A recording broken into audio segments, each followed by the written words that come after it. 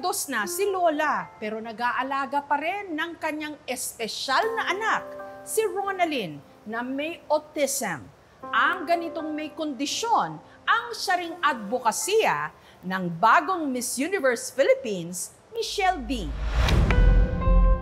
Ito ang panawagang humaplos sa puso ng publiko sa linggong ito. Humihingi po kami ng tulong para kay Miss Elvira N. Nicanor, dating teacher ng Fairview Elementary School. Wala ng kamag-anak, 90 years old, may anak na special child na 45 years old. Ano gusto mo kainin? May mga tao dyan na. Biyuda na raw si Nanay Elvira at mag-isa nitong itinataguyod si Ronalyn. Lahat titiisin kahit pa ipanghingi niya ito ng pagkain. Ano gusto mo? Ha? Ulo ng manok yan. Ano ba ito? Ano ba ito? Hotdog na lang, hotdog. Gusto mo hotdog? Sakto kuya, isa na lang. Lalit si kuya. Apo na namin ni Rona. Upo ka muna doon. Oh. Mahal na mahal nila yung bata. Ayaw nilang mawala yun. Kahit saan punta si Missy Cano, kasama yung bata. Siyempre maaawa ka dahil may ina rin ako. At ito, dating teacher. Ano yung lumpia? Masakit dahil kahit na hindi nga niya anak yan eh. Mahal na mahal niya yung anak niya eh. Makikita mo nang gutom na gutom, nanghingi dyan. Siyempre, bilang ikaw magulang din. Ngunit ang ipinangangamba ni Nanay Elvira, paano na ang kanyang anak-anakan gayong nasa dapit hapon na siya ng kanyang buhay?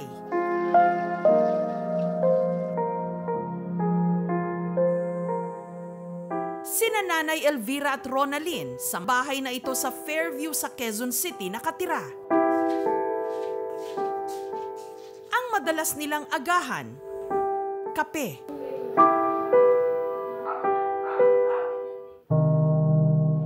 Dahil nakatuon ang buong atensyon kay Ronalyn, si Nanay Elvira bihira na raw makapaglinis ng kanilang bahay. Ang kanilang kwarto puno ng alikabok at masangsang ang amoy.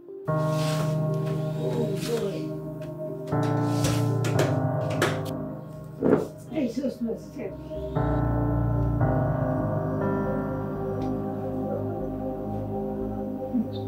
baba mo yung paa mo. Baba mo yung paa mo. Ayun lang po. Si Ronalyn hindi makapagsalita. May sariling mundo. Diagnosed kasi siyang nasa autism spectrum. Sinusuntok niya yung sarili niya kasi wala na siyang maintenance. Sinasaktan niya yung sarili niya, ginaganon niya. Tapos sumisigaw. Minsan, pag naiinit na yung ulo ko, hindi pinapalo ko rin. Hoy! Upo, upo. Upo, upo. Upo! Hindi ka uupo. Upo! Upo, upo. Upo. Upo. Anak ko, hindi kakainin yan. Kung mga chichiriyas yan ang kakainin. Yung mga research po are pointing towards genetics and a combination of the environment. Hindi po totoo yung nakarma, yung mga magulang, nalaglag ang bata, hindi kinakausap nung baby pa kaya hindi marunong magsalita. Kwento ng kapitbahay at dating kasamahang guro ni Nanay Elvira na si Nanay Wilma, 2 taong gulang lang daw si Ronalyn nung ampunin ito ng matanda. Hindi sila nagkaanak. One time, nagpunta kami sa Talim Island. It so happened na yung administrator doon, ini-interview niya, nalaman na walang anak itong mag-asawa. Sabi niya, gusto niyo po bang magkaanak? So, kinuha nila doon sa Bago Bantay. Hindi ko alam ganyan siya. Maliit pa siya nung nakuha ko. Hindi ko alam. Habang lumalaki siya, umiba. Doon ko pina-check. Sinabi nila siya na autistic. Ganyan, sa veteran. Biyuda na si Nanay Elvira. Dekada 90 pa nung namatay ang kanyang mister. Wala rin silang ibang kamag-anak sa Maynila. Ang mga kapatid ko nasa Amerika lahat. Yun ang malimit nilang sabihin sa akin, mga kapatid ko doon. Give her up. Punta ka na dito. Hindi ko magawa. Kung gagawin ko, baka lalong sumama ang takbo ng buhay ko. Wala akong anak, binigyan ako ng ganyan. Tapos pabayaan mo. pumunta siya sa kamay na hindi mabuti. Di lalo ka mapapasama doon. Yung kapatid niya, dumalaw dito. February lang, nag-usap sila. Tinanong nung ate niya, nandito pa si Elvira? Ay, nandito po. Ay, salamat buhay pa, sabi niya ganun. Ayun, nagyakapan sila. Hotdog na lang, hotdog. Gusto nga to? Sakto kuya, isa na lang. Nalit si kuya. Apo na namin ni Rona. Upo ka muna doon, oh. 3 times a day yan kumakain. Kaya lang yan nakakalabas, sir. Kapag walang nakabantay, sinasabi na niya na hindi pa daw sila kumain. Kumain na kami. Nakakalimutin talaga, sir. So, matakaw. Maski anong pagkain ko po dyan, papak ng papak, kain ng kain. Minsan may dinaan kami na lamesa na restaurant. Pagdaan namin, dinukot niya yung kinakain. So, nakakahiya talaga. Mahirap na talaga yung sitwasyon niya ngayon eh. Noon pa, walang dumadalaw na kamag-anak. Humihingi po kami ng tulong para kay Miss Elvira N. Nicanor. Nung ano na yung viral video, tsaka lang madami nang dumadalaw. Alam niyo ba, yun din ang naiisip ko. Halimbawa, mawala ako, paano siya. Naisip ko rin yan. Naisip ko kung sino ang pupuntahan ko, ihabilin ko. Pag nakikita ko siya, awa agad ang pumapasok sa isip ko at sa puso ko. Ang kwento ni Nanay Elvira at Ronalyn, malapit sa puso ng kinoronahang Miss Universe Philippines 2023. Miss Universe Philippines 2023 is Makati! Si Michelle Marquez D. It's always been a lifelong advocacy for me to advocate for autism awareness, autism acceptance, and inclusivity, from education to healthcare, governments giving people with disabilities the proper opportunities, kulang pa talaga. The statistics are very alarming. If 10 years ago, the statistics were 50 individuals on the spectrum, now it's at 500. They are an increasing community that can be contributing individuals to the society.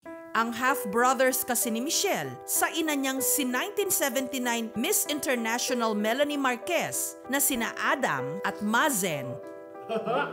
Diagnosed din ng ganitong kondisyon. Yes, this is Adam Lawyer. Say hi. Hi. And this is Mazen Marquez. Say hi, Mazen. Say hi. The common terms would be like retarded, stupid, or dysfunctional. So they were just very misunderstood. I always defended them, if anything, because that's what you do with family. But at the same time, it was so frustrating for me to see how they were being treated. We would have breaks in between classes and alam mo yung sadyang binabato sa mukha nila, yung mga bola, or sadyang tinutulak. You kind of just see them wandering na lang alone. Sa kabila ng kanilang kondisyon, sina Adam at Mazen, they're very gifted. You know Mazen? He can solve a 5-piece puzzle in less than a day. Adam will not forget your birthday as soon as you meet him. He's like a human calendar. So they're both very gifted. And it's just unfortunate that people don't recognize that. likas din daw silang malambing. You know, they're really happy. I mean, I think you saw the video. They were just jumping up and down like whenever Makati would be called. Makati! It's like they really understood that I was competing, not just for myself, but also for them. He had dreams of being a pilot. I still believe you can be a pilot, right? Yes. And he wants to have a wife named... Who's your wife? Vilma. Vilma. My message for my brothers, Mazen and Adam, is that, look at me. Is that I love you. Love you. And that I want the best for you. Ang pagkakaroon ng autism ay hindi joke, hindi din po insulto. Kaya si Michelle, aktibo sa pagtulong sa mga organisasyong sumusuporta sa mga nasa autism spectrum. It was then that I realized that, you know, the kind of care that they were being given, may mali talaga, may kulang talaga. Nakakatuwa siya talaga kasi makikita mo yung pagdadala niya ng advocacy about autism. And it's going to be lifelong kasi for her to be taking care of her own two brothers on the spectrum despite her busy schedule, saludo talaga kami sa kanya. Hotdog na lang, hotdog. Gusto nga to? Sakto kuya, isa na lang. Nalit si kuya. Apo na namin ni Rona. Apo ka muna doon, oh. Ang kalunos-lunos na kondisyon ni Nanay Elvira at ni Ronalyn nakarating kay Michelle D. Kaya nitong Huwebes, binisita niya ang mag-ina. Magandang hapon po sa inyong lahat. Kamusta po kayo? Hello po, Nanay LV. I'm very happy and lucky to have a visitor Miss Universe. Wala pong problema. Hello? Hi, Rona. Naku, hindi alam na artistic yan. Okay lang po, dalawa po yung kapatid ko na may autism. Opo. Isang Dalawa kuya ko sila? po, tapos isang pong batang kapatid. Ano nasa bahay niya? Opo. Kamusta naman po kayo? Hindi ko alam kung anong itsura ko. Magandang. Hindi ko nakikita. Parang Miss Universe din po. Hi, Rona. How are you? Kamusta ka? Ilang taon ka na? Ang alam lang dyan, kumain. Ito yung mga taba-taba. Lahat ng pagkain. Marunong po ba siya magluto? Hindi. So, nakakaintindi naman po ng mga chores. Nakakagawa naman po ng chores. Magugas ang pinggan, okay? So, marunong naman po. Hi, Rona. Kamusta ka? Mabuti? Ang alam niya kung kumain. Ano pa ba rito mong pagkain? Anong gusto mong kumain daw? High five? High five? Adapted ko siya. Pero ganyan po kalaki yung pagmamahal niya sa kanya. Isa po kayo malahing inspirasyon. Oh, naku.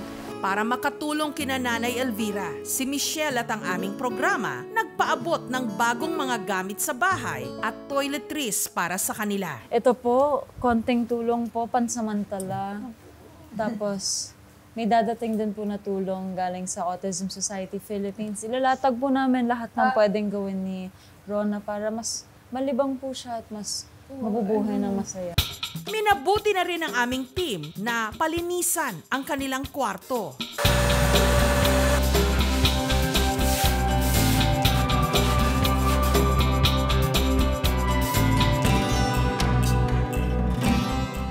Si Michelle D. nangakong ilalapit ang kaso ni Ronalyn sa Autism Society Philippines. Papapuntahin ko po dito yung ASP Oo.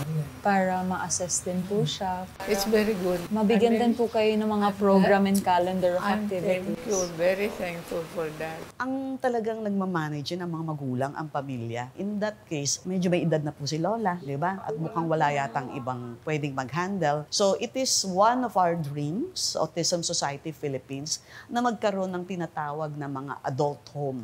And dito sa Pilipinas, kokonti lang po yan. Hello. Sagot, ha? Kamusta? Ibdan. Hi, high five. Rona, lumaban ka lang ha. May silbi ka sa buhay. Dapat masaya lang tayo lagi, mabait sa kapwa. Dapat lahat ng gawin natin, puno ng pag-ibig. Huwag ka mag-alala. Dadating din yung tulong. Okay? Okay ba? Okay ba? Okay. Okay tayo. Yan. Yakap? Please, kaya.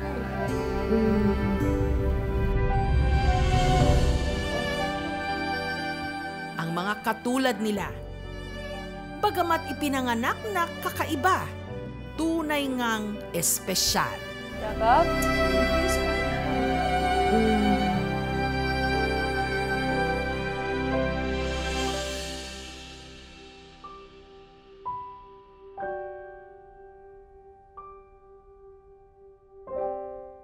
Thank you so much mga kapuso. Kung nagustuhan niyo po ang videong ito, subscribe na sa GMA Public Affairs YouTube channel.